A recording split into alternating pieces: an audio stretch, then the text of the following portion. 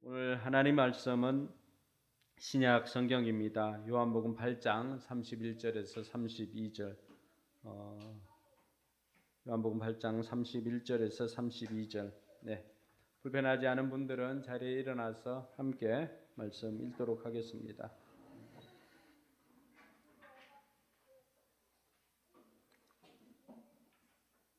같이 읽습니다. 예수께서 자기를 믿은 유대 사람들에게 말씀하셨다. 너희가 나의 말에 머물러 있으면 너희는 참으로 나의 제자들이다. 그리고 너희는 진리를 알게 될 것이며 진리가 너희를 자유롭게 할 것이다. 아멘.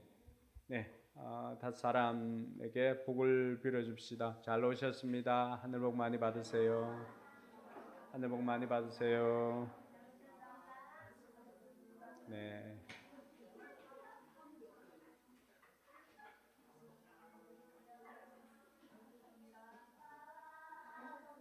하늘 복 많이 받으세요. 지난 주간에는 머리 다듬는 주간이었나요? 머리 한 분들이 전체적으로 많네요. 네, 오늘은 자유로부터의 자유.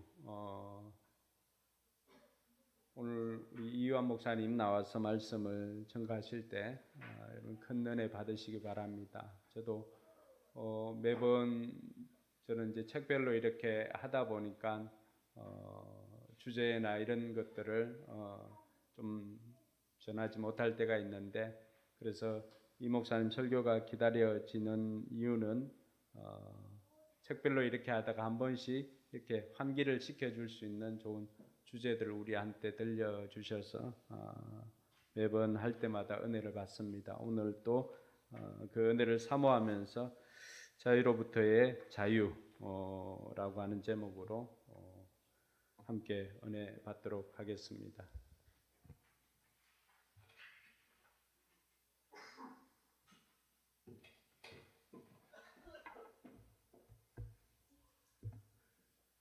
네, 제가 숨이 차는지 떨리는지 모르겠는데 두근두근거리네요. 네. 참 저기 앉아서 북치고 장구치고 다 하고. 저는 원래 오늘 그 재욱이가 올 줄 알고 그 전에 한창 전에부터 있겠지 하고 이제 했는데 막상 보니까 없는 거예요.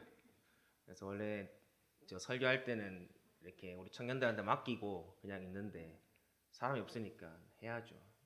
그래서 연습 하나도 안 해가지고 이거 어떡하나 싶었는데 그래도 전에 전공한 게 헛되진 않은 것 같습니다. 네. 하여튼 잘 한 것 같아가지고 감사하고, 어쨌든 오늘 또 함께 이렇게 말씀 나눌 수 있어서 너무 또 좋고 감사합니다. 우리가 사람이 태어나면 누구나 본능적으로 원하는 게 있어요. 그게 자유입니다. 자유롭게 살고 싶은 것. 하나님도 우리를 기계로 만들지 않으시고 우리와 함께 교제하고 우리로 하여금 스스로 선택할 수 있게 만들도록 우리 가운데 자유를 허락해 주셨죠. 자유의지를 주셨죠. 그래서 누구나 우리는 이 자유를 최대한 내 인생에서 누리기 위해서 여러 가지 방법들을 사용합니다. 혹시 우리 여기 있는 아이들이 제일 행복하고 기쁠 때가 언제인지 아세요? 제일 기쁘고 행복할 때. 생일? 방학? 아닙니다. 갑자기 아침에 엄마 아빠가 다 땡이에요. 다 땡. 엄마 아빠가 오늘 집에 늦게 들어오니까 알아서 밥 잘 챙겨 먹고 숙제하고 자라, 이 얘기 들을 때 우리 친구들이 제일 기뻐한다는 거예요. 머릿속에 벌써 그 얘기 듣자마자 시험 공부할 때보다 이 뇌 활동이 더 활발하게 일어납니다. 오늘 뭐 하지? 누구 친구 부를까? 오늘 뭐 먹지? 막 이런 생각들. 평소에 왜냐면 내가 하지 못했던 게임이나 TV 시청이나 스마트폰이나 이런 것들을 자유롭게 할 수 있기 때문에 우리 아이들이 그날 제일 기다려지는 거예요. 마치 겨울옷 넣어놨다가 꺼냈는데 호주머니 딱 잡아보니까 5만 원짜리 지폐 있을 때 기뻐하는 그런 마음처럼 있잖아요. 지난번 우리 평신도 세미나 세 분 집사님 다녀오셨죠. 그래서 금요일에는 우리 한 목자님 댁에서 애들 쭉 케어했고, 토요일은 이제 저희 집에 와가지고 애들 쭉 놀았는데 제가 깜짝 놀랐습니다. 아침 10시에 저희 집에 왔거든요. 놀다가 점심 먹고 목동에 있는 파리공원이라고 큰 공원이 있어요. 물놀이장도 있고. 거기서 3시까지 빡세게 놀았어요. 막 애들 가자마자 눕더라고요 그냥. 네, 뭐 그래서 뭐 분수쇼도 보고 막 누워가지고 막 놀다가 간식 먹다가 그렇게 3시까지 놀고 집에 오자마자 아란사모가 여자애들 다 씻겨가지고 이제 뽀송하게 말린 다음에 저 이제 애들 태워가지고 바로 저기 김포공항 앞에 있는 항공박물관으로 달려갔습니다. 그래서 1시간 쫙 구경. 자 가자. 3층 어디, 2층 어디, 1층 어디 탁탁탁 구경하고 야 배고파? 네. 자 그럼 햄버거 사러 갑시다 해서 맥도날드 그 드라이브스루 해가지고 햄버거 각자 하나씩 딱 해서 2관 있잖아요. 그럼 거기 전자칠판 85인치? 75인치입니까? 예. 75인치. 그래서 저 노트북 연결해가지고 디즈니 뭐 소울인가? 네. 그 뭐 원작은 제니 폭스가 이렇게 더빙하던데 어쨌든 그 영화 보면서 우리 그때 포레싱 하기 하루 전날이었거든요. 그때까지 햄버거 먹으면서 하루 종일 보는 거예요. 그러고 끝나자마자 바로 1관 여기 넘어와가지고 저희 막 연습하고 있을 때 또 하랑이, 하율이, 지원이, 로우니까 4명이서 막 10시인가 11시까지인가 막 뛰어놀았어요. 근데 깜짝 놀란 거. 이제 끝 하고 집에 가자 하니까 첫 마디가 뭐냐면 더 놀고 싶다. 아쉬워. 내일이 안 왔으면 좋겠어. 이런 얘기를 하는 거예요. 제가 깜짝 놀랐어요. 이 뽀로로 노래가 개인 나온 게 아니구나. 요즘에는 그 버전으로 안 부른다는데 우리 알고 있는 버전은 노는 게 제일 좋아. 친구들 모여라 이 노래잖아요. 예. 진짜 노는 걸 정말 좋아하더라고. 그리고 더 놀란 게 있어요. 하랑이 하율이가 3일 동안 엄마 아빠 이름도 안 불러. 예. 막 엄마 아빠는 걱정돼가지고 막 평소할 때도 걱정돼서 뭐 여기 우리 목님한테 전화 오고 뭐 했다 하는데 애들은 단 한 번도 엄마 아빠 찾는 적이 없었어요. 하루만 더 이렇게 하면서 그 3일을 정말 정신없이 보냈었습니다. 그러면서 야 아이들 정말 노는 거 좋아하고 야 참 자유롭게 지내는 거 좋아하는구나 라는 생각이 들면서 또 한편으로 뭐 설교를 준비하면서 드는 생각은 뭐냐면 이렇게 재밌게 노는 게 우리가 보통 자유롭다고 생각하는데 성경에서 말하는 그 자유랑 우리가 생각하는 이 자유가 과연 같은 의미일까? 또 혹시 다르다면 우리는 어떤 식으로 이 자유를 온전하게 누릴 수 있도록 그런 방법을 살아갈까라는 그런 생각을 하게 되었습니다. 원하고 바라고 하고 싶은 거 다 하며 사는 게 진짜 자유일까? 그러니까 얘네들도 한 며칠 엄마 아빠가 없으니까 신나지 한 달, 2달 엄마 아빠가 없다 생각해 보세요. 우리 하율이부터 엄마 찾을 거예요. 막 한 일주일 지나고 하면 엄마 언제 와요? 엄마 언제 와요? 그런 것처럼 이 자유라는 게 과연 내가 하고 싶고 바라고 원하는 거 다 하고 사는 게 진짜 자유일까라는 생각을 하면서 이번에는 한번 이 부분을 같이 고민해보고 이 성경에서 답을 찾으면 좋겠다는 생각이 들었습니다. 근데 주제가 엄청 방대하잖아요. 자유라고 하는 이 한 단어 안에. 그래서 범위를 좁혔어요. 막 구체적인 것까지는 안 하고 오늘은 기본적인 원리랑 그걸 통해서 믿는 우리는 어떻게 자유를 활용할까라는 기본적인 원리와 방법에 대해서만 오늘 짚고 넘어가려고 합니다. 그래서 설교 목표가 뭐냐면 성경이 말하는 자유의 원리와 기준이 뭔지를 우리가 먼저 기억하는 거예요. 그리고 그걸 가지고 우리에게 주신 하나님께 주신 이 자유를 하나님이 기뻐하는 방향으로 한번 사용해 보면 좋겠다라고 하는 게 오늘 이 강단에서 여러분들에게 전하고 싶은 그 설교의 목표라고 할 수 있습니다. 그래서 먼저 우리가 이 자유라는 단어에 대한 이 개념에 대한 것들을 한번 살펴보면 좋을 것 같아요.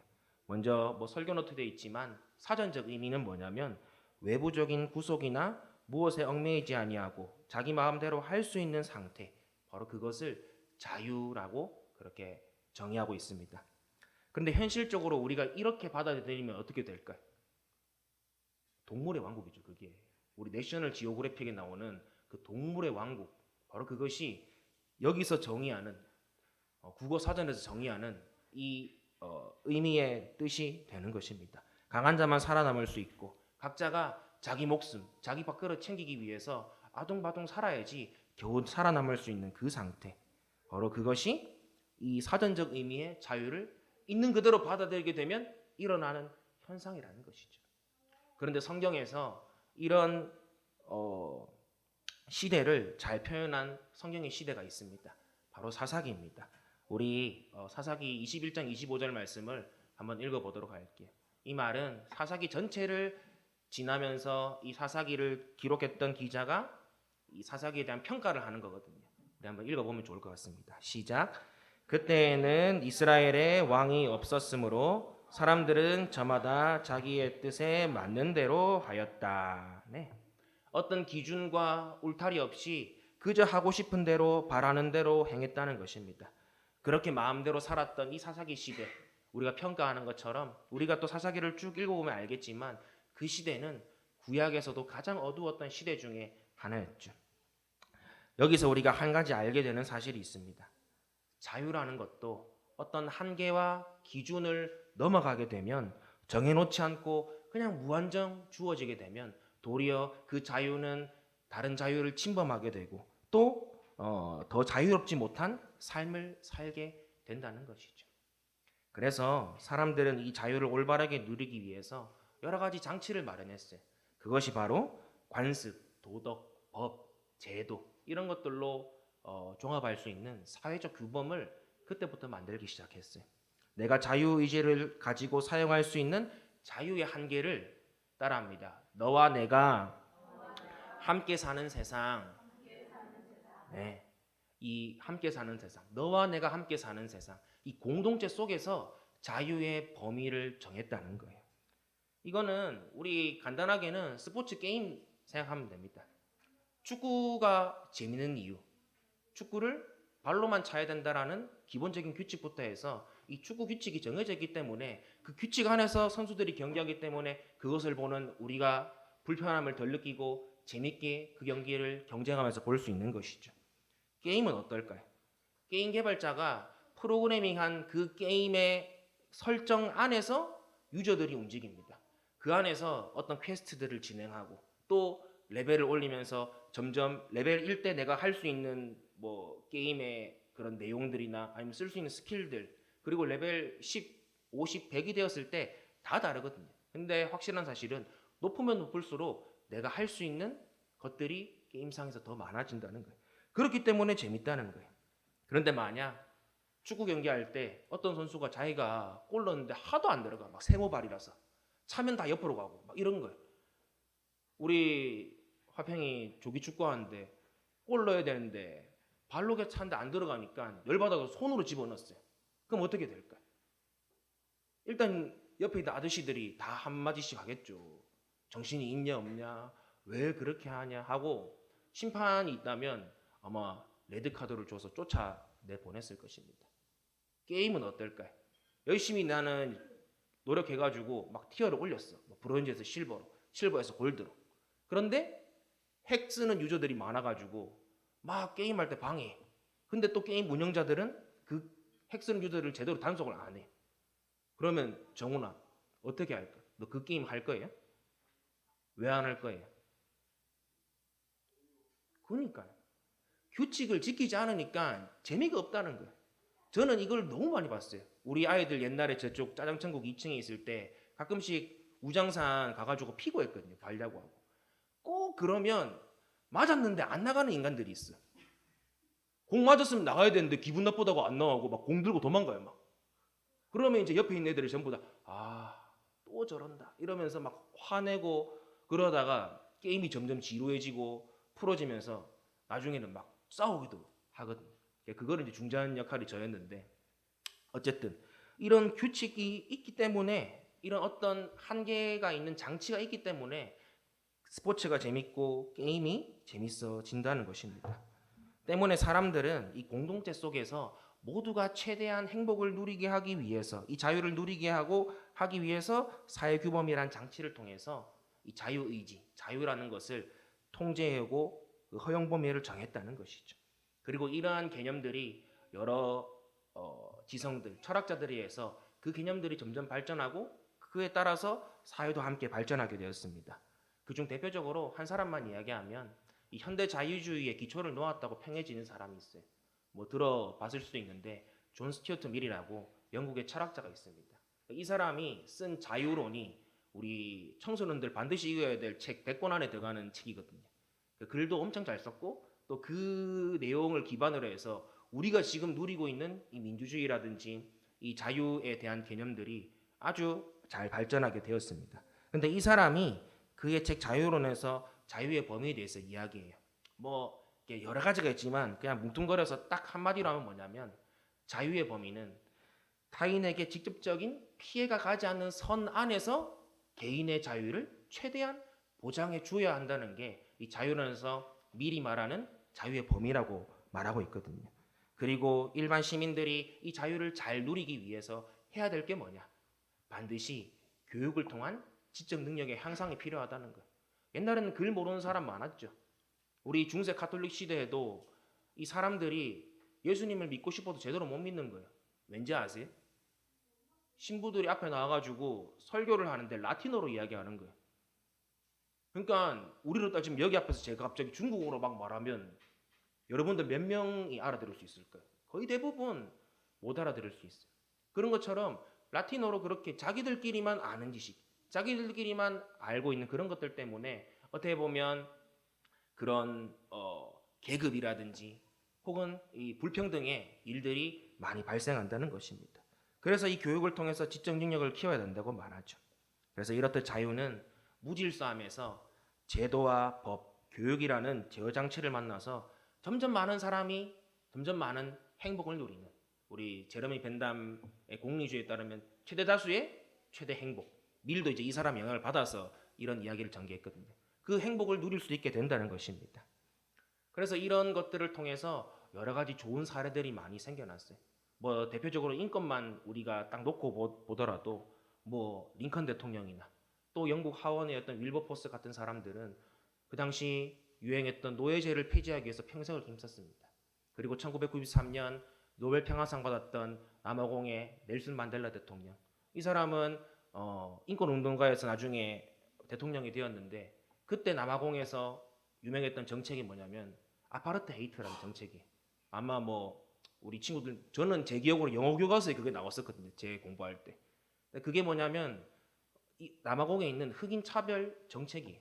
그래서 완전 흑인 칸이 따로 있고 백인 칸이 따로 있고 여기는 흑인이 들어오면 안 되고 저기는 뭐 백인만 들어와야 되고 하는 이런 차별법이 있었는데 이 사람이 그런 자기가 가진 자유 또 그걸 통해서 모든 사람들은 평등하다는 이 생각을 가지고 많은 일들을 해서 결국은 이 아파르테이트 정책이 철폐되는 그런 일들이 일어났습니다. 이처럼 무분별하게 사용되던 자유가 이런 여러 가지 제도적 장치를 만나니까 사람들이 더 행복하고 자유롭고 선한 삶을 살아갈 수 있도록 도와주었다는 거죠. 그런데 여기서 우리가 간과해서는 안 될 부분이 있습니다. 바로 그건 뭐냐면 똑같은 자유를 가지고도 선한 일에 사용하는 사례가 있는 반면 그 반대로 정말고 악하고 추악한 일에 사용되는 사례들도 너무나도 많았기 때문이죠. 바로 자유의 이면에 있는 어두움이 너무나 크다는 거예요. 여전히 이 땅에는 수많은 범죄가 일어나고 있습니다. 자유를 가지고 지금까지 역사 속에서 이루어낸 모든 선한 역사를 그냥 다 덮어도 남을 만큼의 흑역사가 우리 역사 가운데도 있죠. 뭐 두 번의 세계 대전이라든지 또 우리 같은 경우는 우리 역사 같은 경우에는 또 외세의 침략, 또 일제 강점기 같은 이런 자유를 억압하는 여러 제국주의의 그런 만행들, 여러 가지 일들이 있습니다. 그리고 지금도 여전히 이 자유를 악용하여서 사람들을 비참하게 만들고 죽게 만드는 비극적인 일들이 뉴스와 인터넷, SNS를 통해서 우리 주변에 매일매일 들리고 있다는 거예요. 성경은 어떨까요? 성경은 좋은 얘기만 있을까요? 여러분 읽어보시면 알잖아요. 성경도 아니에요. 우리 아담과 하와의 자녀였던 가인과 아벨 사건, 인류의 첫 번째 살인 사건이었습니다. 그리고 소돔과 고모라 사람들의 그런 추악한 죄악의 모습들, 이 모든 것들이 동일한 자유를 가지고 이용해서 일어난 것이라는 것을 우리는 잊어서는 안 되는 것입니다. 그럼 여기서 한번 우리가 진지하게 고민을 볼 필요가 있다는 거예요. 지금까지 살펴본 바로 우리는 이 인간이 자유에 대한 개념을 발전시킬 때 무분별하고 무질서하게 사용되는 자유가 법, 제도, 교육이라는 장치를 만나서 점점 우리는 이 자유의지를 선하게 발전시킬 수 있다는 방향을 가지고 그 전제를 가지고 살아왔는데 그런데 왜 우리 인간은 역사를 쭉 둘러보더라도 똑같은 실수를 반복하고 사는 걸까요? 아니 오히려 시대가 지나면 지날수록 더 교묘하고 악한 방법으로 그 자유를 활용할까요? 우리 전세 사기 사건, 또 N번방 사건, 또 최근 이슈가 된 뭐 사이버 레카들의 만행들, 또 원래는 이거 얘기 안 하려고 했는데 저 진짜 충격적이었던 게 있어요. 뭐 아마 다 아실 거예요. 유튜버가 있는데 36주 아기 그 낙태해가지고 그거 영상 올려서 지금 경찰 수사 들어갔던 그런 사건들, 그걸 자랑해라고 올리는 거예요. 네. 이런 일들이 왜 계속 반복되는 것일까? 과연 이런 일들을 봤을 때, 야, 이게 정말 사람이 노력한다고 해서, 아무리 제도가 잘 갖춰지고, 아무리 교육을 잘 한다고 해서, 이 자유를 사용하는 우리 인간이 올바르게 그걸 사용할 수 있을까라는 그런 회의감이 들기도 합니다. 그런데 사랑하는 성도 여러분, 정말 감사한 사실이 있어요. 세상 그 어디에도 이것에 대해서 이 문제를 정확하게 진단하고 판단할 수 있는 곳이 없어요. 다들 얘기해봤자 겨우 대안이나 보완점 정도예요. 고쳐 쓰는 정도로 이야기하는 거예요. 근데 바로 우리가 가진 이 성경은 이 부분에 대한 명확한 진단과 해답을 가지고 있다는 사실입니다. 할렐루야. 하나님께서 우리에게 주신 이 성경은 왜 사람들이 자유의지를 선하게 사용하지 못하는 데에 대해서 정확한 진단과 그 근본적인 해결책을 우리에게 가르쳐 주고 있다는 거예요. 우리 에베소서 2장 3절 말씀 한번 읽도록 하겠습니다. 에베소서 2장 3절 말씀 시작. 우리도 모두 전에는 그들 가운데서 육신의 정욕대로 살고 육신과 마음이 원하는 대로 행했으며 사람들과 마찬가지로 날 때부터 진노의 자식이었습니다. 우리가 아까 쭉 살펴본 바로 세상에서 이 말하는 자유에 대한 철학이나 생각을 전개시키는 것에 대한 전제 있잖아요. 전제. 그 전제는 뭐냐면 이거예요. 사람은 고쳐 쓸 수 있다라고 생각하고 개념을 발전시킵니다. 예를 들면 우리 스마트폰 사용하다가 가끔씩 떨어뜨려서 액정 깨진 경험 있으시죠? 저도 많아요. 저는 필름 안 붙여서 맨날 혼나는데 떨어뜨려가지고 깨져요. 그러면 뭐 심하지 않으면 불편하지 않으면 웬만하면 그냥 쓰기도 하고 정말 막 많이 깨져가지고 내가 볼 수 없는 정도가 되면 여러분들 어떻게 하세요? 삼성 거면 저기 화곡역 앞에 있는 삼성 서비스센터 가가지고 액정만 싹 교환하게 되죠. 왜일까요? 다른 데는 문제가 없기 때문입니다. 액정만 문제가 있기 때문에 그것만 교환하면 내가 사용하는데 아무 문제가 없다는 거예요. 근데 만약에 여러분들이 재밌는 뭐 쇼박스 영상을 보다가 막 즐겁게 봤어요. 근데 화장실 막 간 거예요. 근데 하다가 어디 딱 걸려가지고 손을 놓쳤어, 정훈아. 그리고 휴대폰이 변기에 딱 빠진 거예요. 그럼 어떻게 될까요?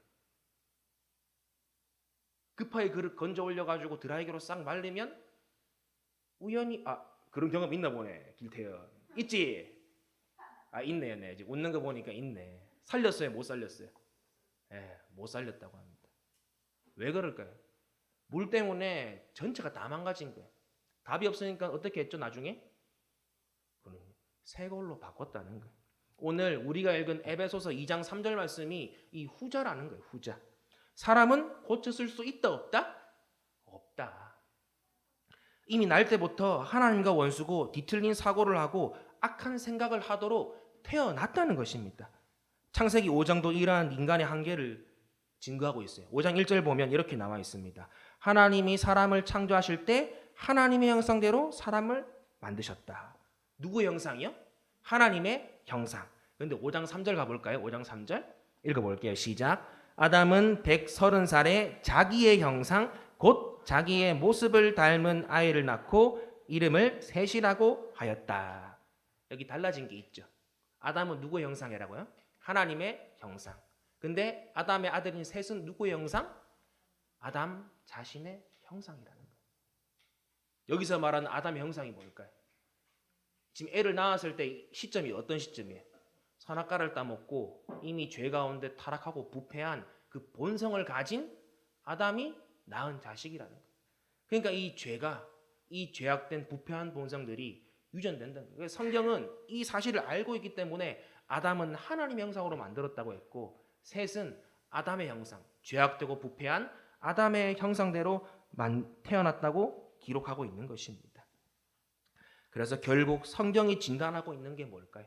이 자유를 우리가 온전히 누리지 못하고 여전히 역사 속에서, 여전히 우리 현실 속에서 이 자유를 가지고도 악한 일들을 반복하는 이 사람들의 모습을 보면서 성경이 진단하고 있는 것은 아무리 우리가 노력하고 훈련하고 좋은 규범을 만들어서 시행해도 이미 우리 그 자유를 사용하는 우리의 본성 자체가 죄로 말미암아 타락하고 부패했기 때문에 인간은 자유를 온전히 사용할 수 없는 상태라는 것을 우리에게 가르쳐주고 있다는 것입니다.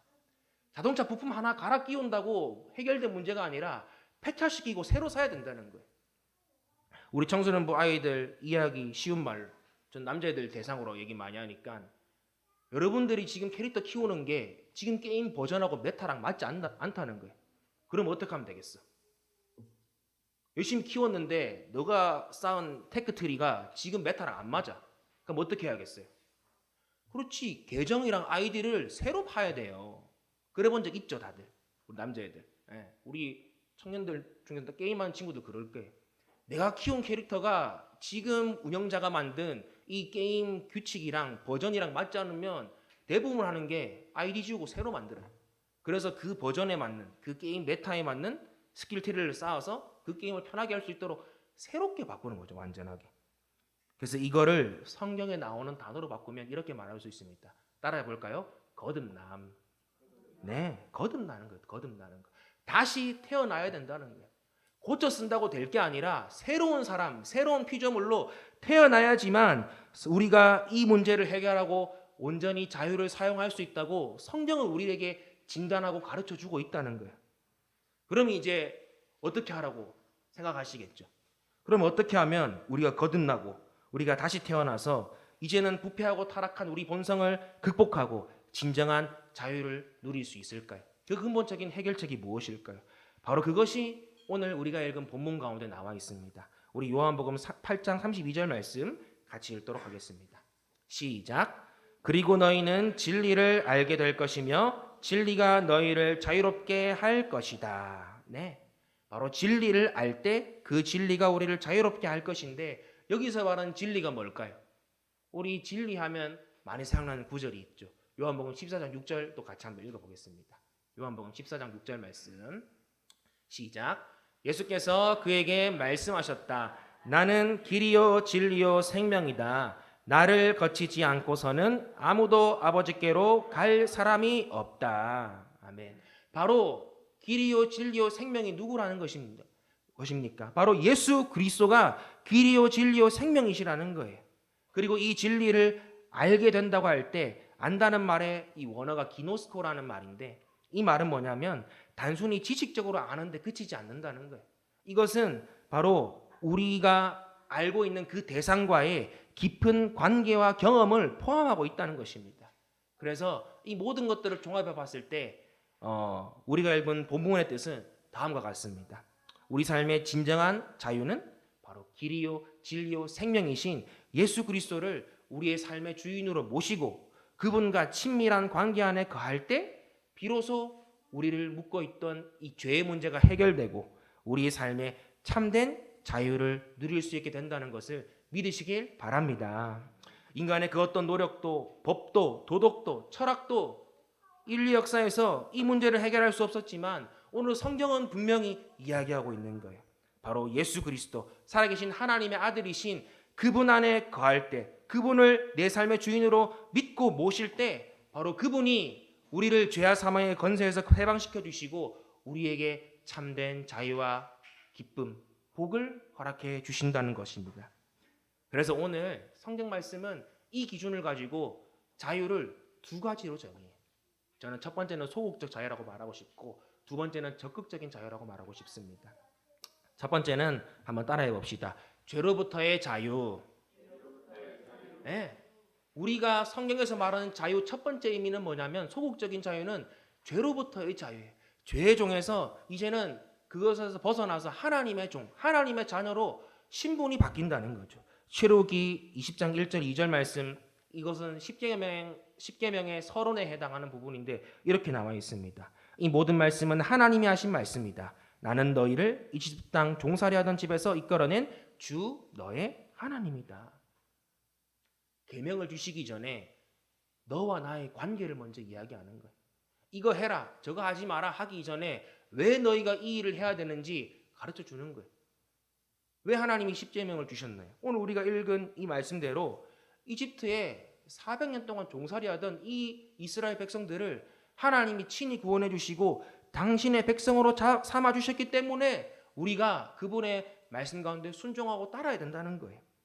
마찬가지로 하나님은 죄와 사망의 종으로 살던 우리를 독생자 예수 그리스도의 십자가로 말미암아 우리를 살리시고 우리를 구원해 주시고 친히 당신의 자녀로 삼아 주셨다는 것입니다. 이제는 죄의 종에서 하나님의 자녀로 삼아 주셨다는 것이죠. 죄의 종로로 다던 이 노예의 생활에서 이제는 정말로 선하신 아버지 하나님의 자녀가 되는 이 자유의 삶으로 우리를 이끌어 주셨다는 거예요. 그리고 예수님은 누가복음 4장 18절 19절에 말씀하신 내용들이 있습니다. 우리 한번 읽어볼까요? 시작. 주님의 영이 내게 내리셨다. 주님께서 내게 기름을 부으셔서 가난한 사람에게 기쁜 소식을 전하게 하셨다. 주님께서 나를 보내셔서 포로된 사람들에게 해방을 선포하고 눈먼 사람들에게 눈뜸을 선포하고 억눌린 사람들을 풀어주고 주님의 은혜를 선포하게 하였다. 아멘. 오늘 예수님께서 이 땅에 오신 목적에 대해서 말하고 있습니다. 우리 끝에 나온 내용처럼 바로 주의 은혜의 해를 선포하기 위해 이 땅에 오셨다고 말씀하고 있거든요. 주의 은혜에는 구약의 희년을 가리켜 우리 느헤미야 설교를 통해서 이 희년에 대한 이야기들을 잠깐 들을 수 있었는데 이 희년은 안식년이 7년이거든요. 이 7년이 7번 반복하고 그 다음 해가 되는 50년째를 희년이라 불러요. 이때는 세 가지를 합니다. 첫 번째는 땅을 1년간 쉬게 해요. 농사를 짓지 않는다는 거예요. 그리고 두 번째, 땅의 소유권도 원래 주인에게 돌려줍니다. 그리고 노예 삼고 종 삼았던 사람들을 이제는 자유민으로 다 돌려보내줍니다. 이게 희년 때 해야 될 일이라는 거예요. 결국 예수님께서 이 누가복음 4장 18절 19절 말씀을 통해서 희년의 의미를 다시금 당신의 입으로 선포하시는 이유, 바로 그것은 예수님이 이 땅에 오신 목적, 그것이 바로 죄의 종으로서 가난하고 억눌리고 눈멀고 갇힌 그 사람들에게 진정한 자유와 기쁨, 행복을 주기 위해 이 땅에 오셨다는 걸 의미하는 것이죠.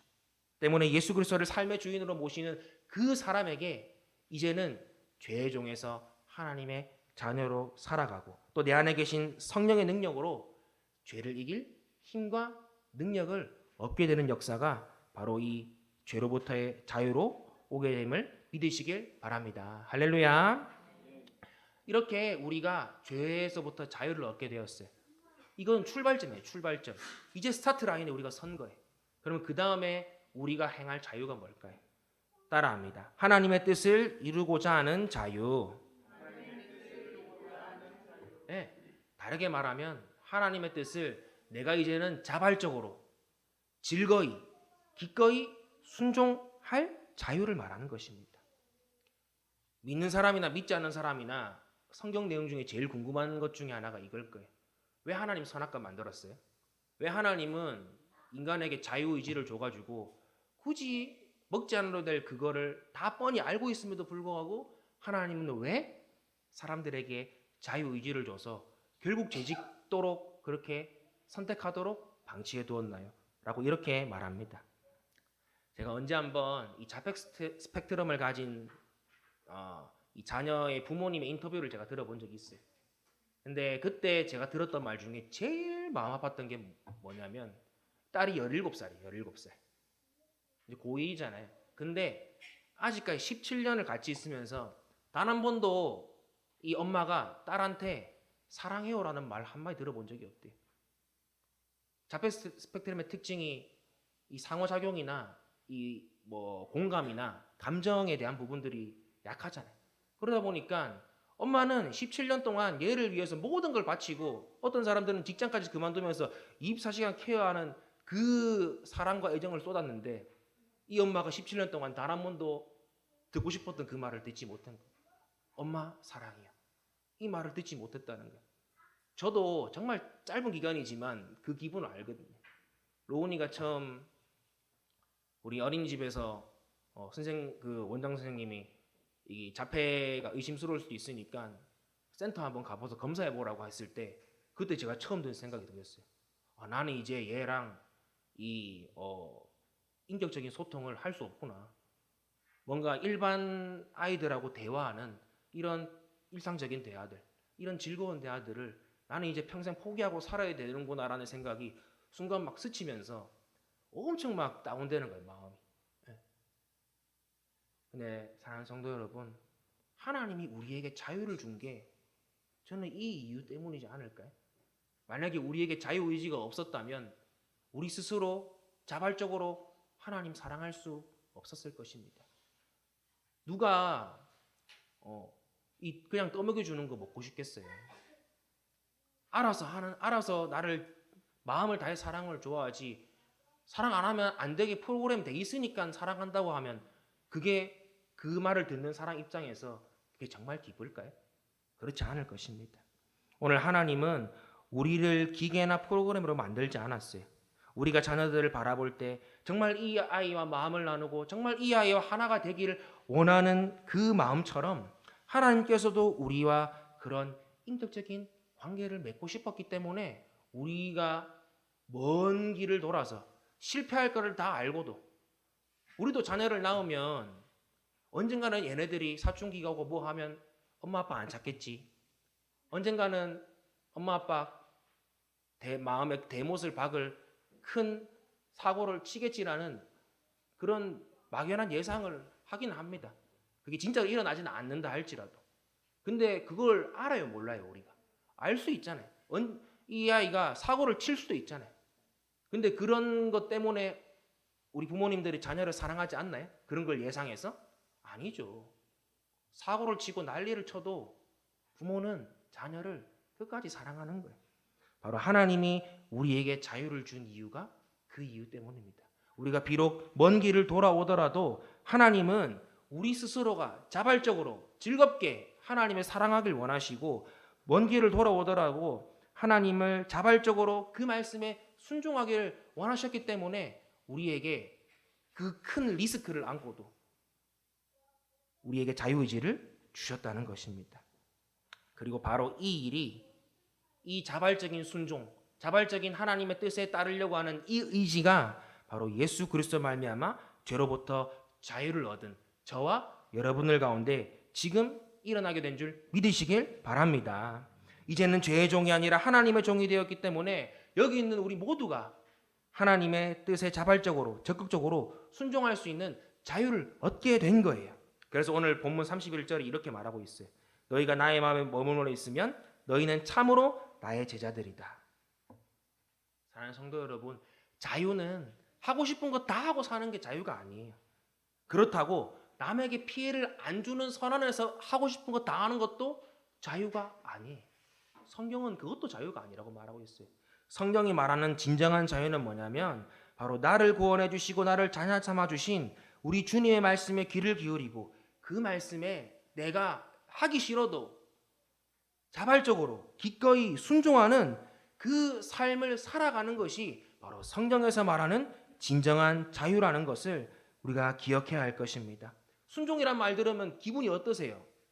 다 싫어할 거예요. 저도 싫어요. 저도 순종해라고 하면 일단 이 본성이 이 막 뒤틀리는 이런 마음 알죠? 막 뭐 해라 마라 하면 저는 성질 더러워서 더 그렇거든요. 제가 이 본성이 그렇다는 거예요. 구속받는 것 같고 잔소리 같고 부담스럽게 느껴집니다. 근데 그거 아세요? 실은 그 말씀에 울타리가 있기 때문에 여러분들이 다치지 않고 지금까지 하나님의 보호 아래서 이런 자유를 누리며 살아갈 수 있다는 거예요. 우리 이스라엘 백성들 40년 광야 생활할 때 우리 목사님 자주 말씀하시잖아요.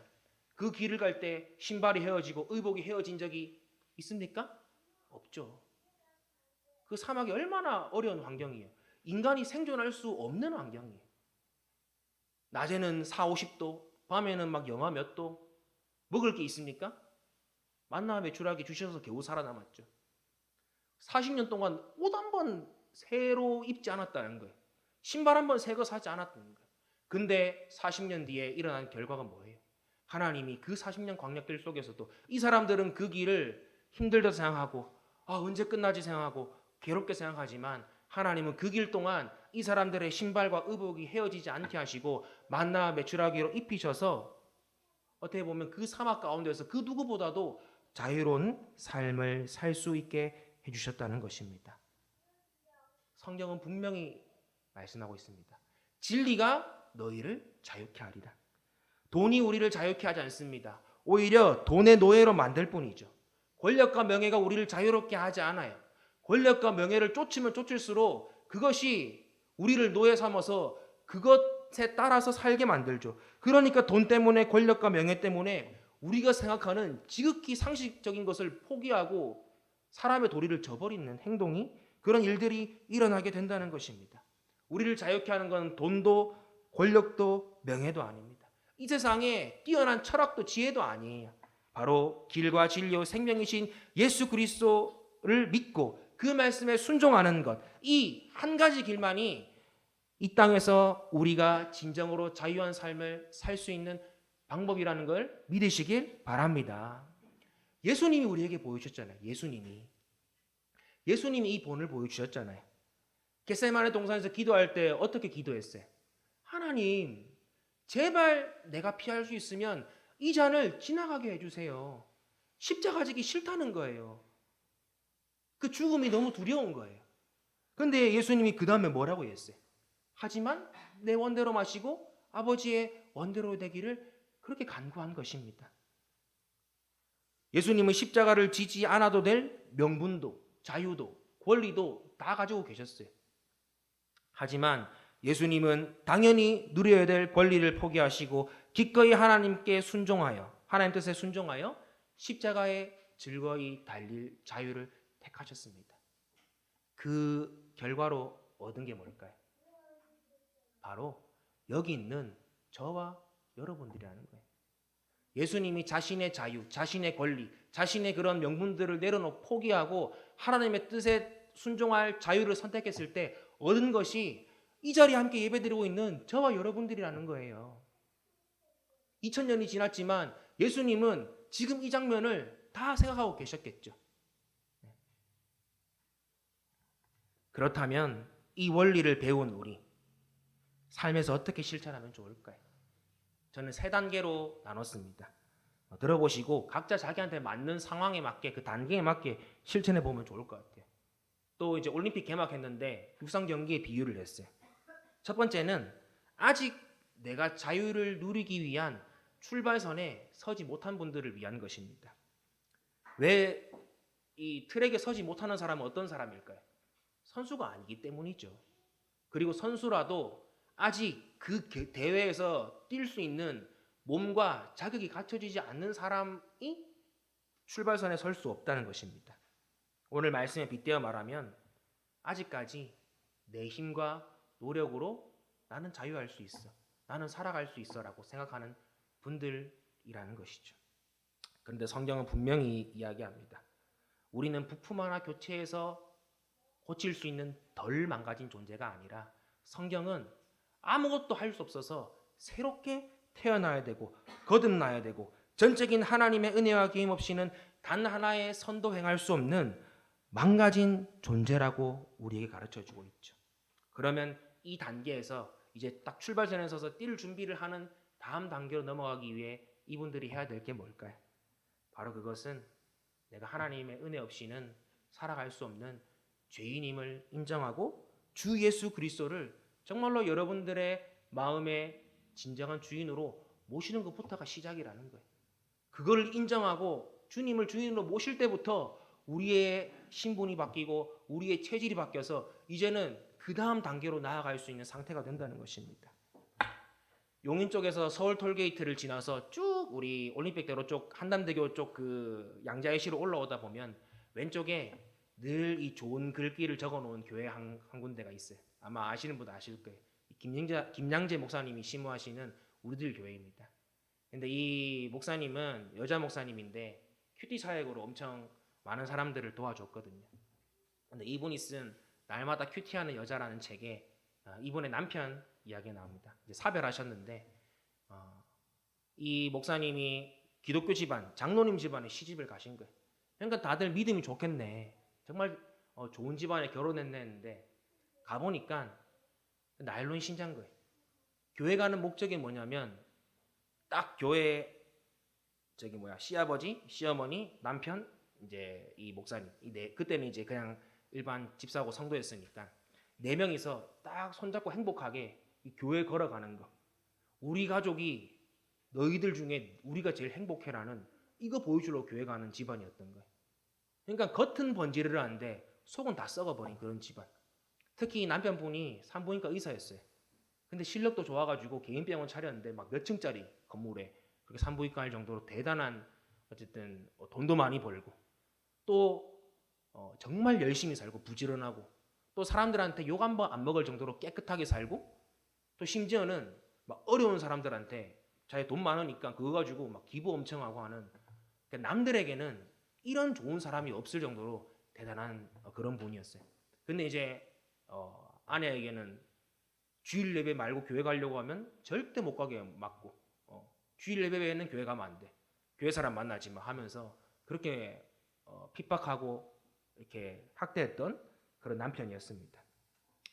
근데 어느 날 이 남편분 병원에서 연락이 왔어요. 그 간호사가 전화가 왔는데 사모님 좀 이상해요. 이 원장님이 지금 퇴근하려다가 원장실에 이렇게 누워 있는데 혈압이 계속 떨어지는데 이상하니까 오세요라고 이렇게 했거든요. 그래서 가보니까 병원에 이제 큰 병원이다 보니까 뭐 여러 가지 검사 다 해봤어요. 뭐 피 검사도 해보고 뭐 조직 검사 해보고 다 해봤는데 아무것도 안 나와서 이제 근처 대학병원 가가지고 이제 복부 CT만 안 찍어서 찍었는데 의사한테 충격적인 이야기 들었습니다. 간암 말기라는 거예요. 간암 말기. 하루 아침에 운동도 정말 열심히 하고 이 산부인과 의사다 보니까 이 세균 감염이나 이런 것 때문에 위생이나 또 매번마다 검사도 엄청 했던 분인데 갑자기 혈압 떨어지고 막 시름시름 알아서 병원 가보니까 그 CT 찍어보고 이 의사가 간암 말기고 지금 간 동맥이 터져가지고 이게 너무 썩어서 터져서 이제는 그냥 준비해야 될 수밖에 없다는 그 얘기를 그 전날 한 10시인가 듣고 그러니까 하루아침에 일어난 일이에요. 갑자기. 그러니까 이 김양재 목사님 입장에서는 이제 남편이 죽기 직전이니까 뭐가 생각나겠어요. 어떻게든 영접시키고 천국 가게 해야겠다.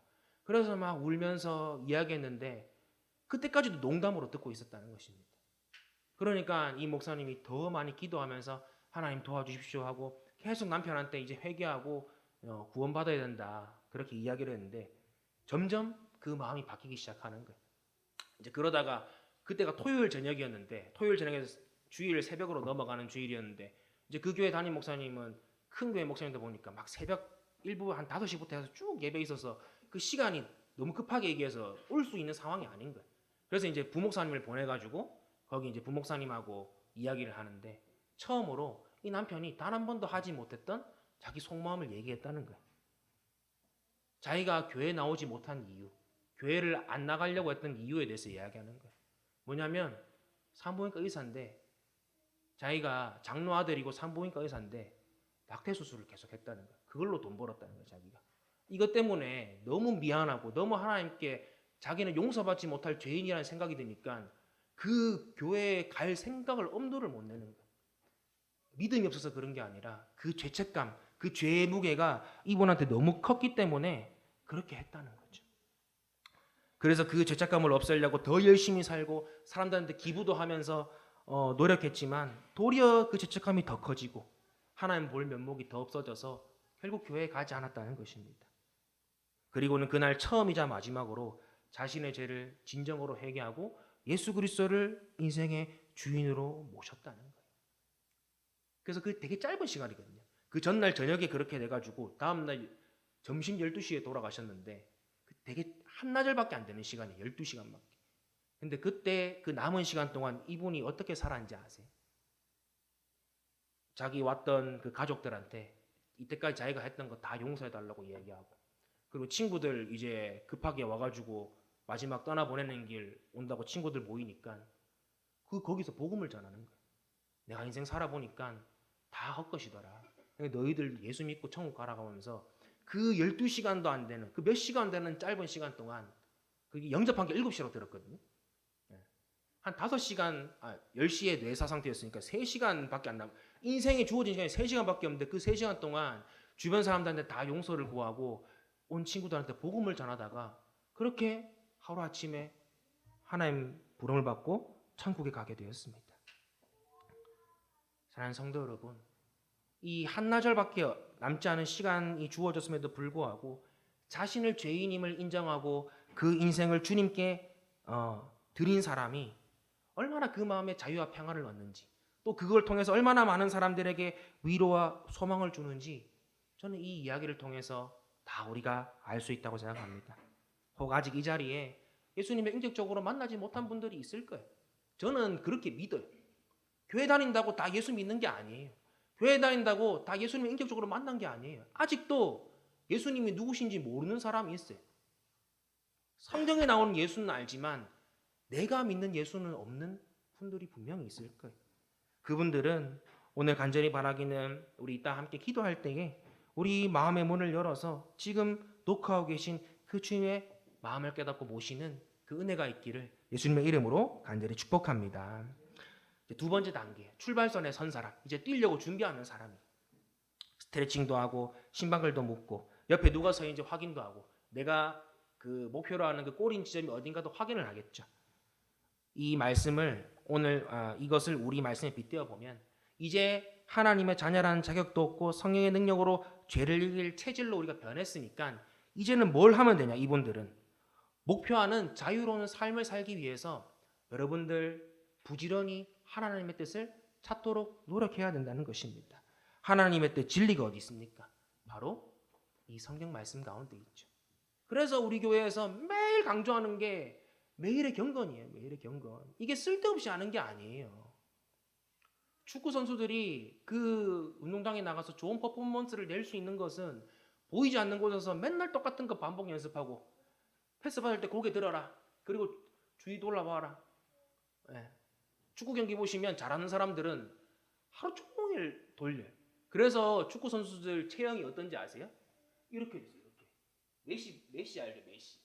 메시가 이렇게 돼요. 맨날 둘러보니까 이강인 이렇게, 손흥민 다 약간 이렇게 우정해.